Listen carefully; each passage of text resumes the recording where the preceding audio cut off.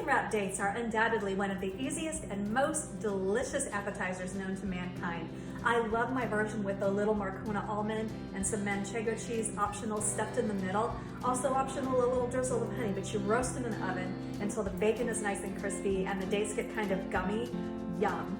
So let's get started because you have a date with a bacon wrapped date.